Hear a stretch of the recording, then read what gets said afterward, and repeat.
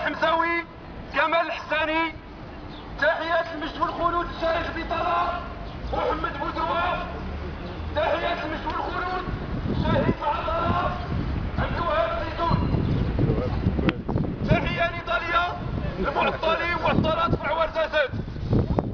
الشكل الاحتجاجي ديال اليوم تيجي كتعبير عن استياء الجمعية الوطنية لسياسات التسويف والمماطلة والغش ديال الحكومة في التعامل مع الملف المطلبي ديال الجمعية الوطنية في التشغيل. المعطلين والمعطلات نزف إليكم خبر صدور نتائج المذكرة 44/57 اللي صبحت على المعطلين في المغرب خريطة سياسية ممنهجة مفبركة فيما يخص مدينة ورزازات، من خلال الاطلاع الأول على اللائحة تلقاو التلوينات الحزبية تطغى على المشهد. ماشي أن حزب بن كيران حزب رئيس الحكومة، حزب الرئيس اللي تدعي الشفافية والمصداقية في إجراء المباريات، تلقاو ناس محسوبين على الحزب، تلقاو ناس اللي جراو في الحملة الانتخابية ديال الانتخابات التشريعية الأخرى، تلقاو ناس اللي محسوبين على الشبيبة ديال العدالة والتنمية، تلقاو ناس اللي منتميين للتلوين الحزبي ديال العدالة والتنمية.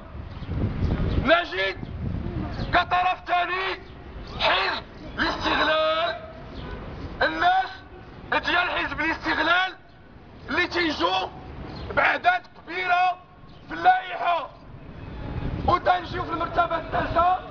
بركة بركة الرشوة والفساد،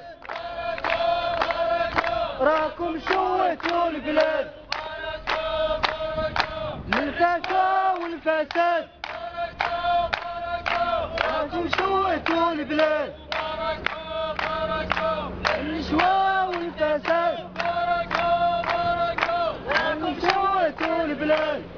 تحية نضالية مرة أخرى، تنجو تلقاو في المرتبة الثالثة ناس محسوبين على حزب تدعي أنه حزب تقدمي، تدعي أنه حزب مناضل، ناس اللي محسوبين على التقدم والاشتراكية.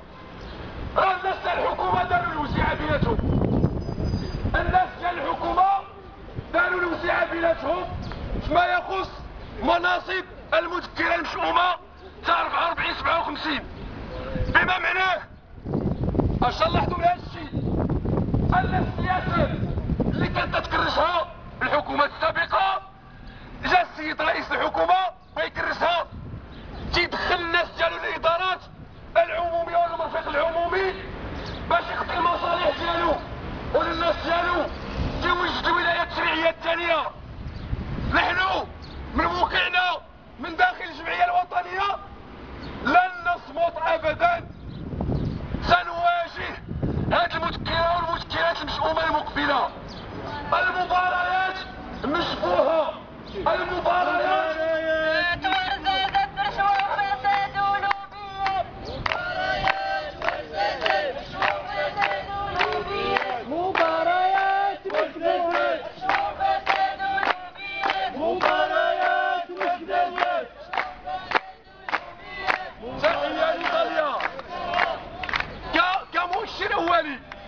ماشي في لائحة المتصرفين من الدرجة الثالثة شخص رئيس جمعية اللي تأسست 15 يوم هادي، احضر التأسيس رئيس المجلس البلدي والاخ ديالو، الجمعية يلا تأسست 15 يوم، رئيسها يأتي على رأس اللائحة متصرف من الدرجة الثالثة، يلا تأسست 15 يوم، وحاجة التأسيس حضروا رئيس المجلس البلدي والاخ ديالو.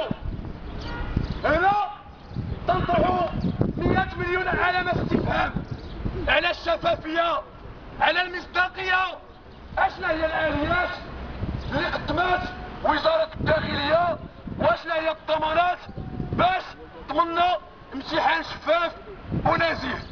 وفي المغرب يخدم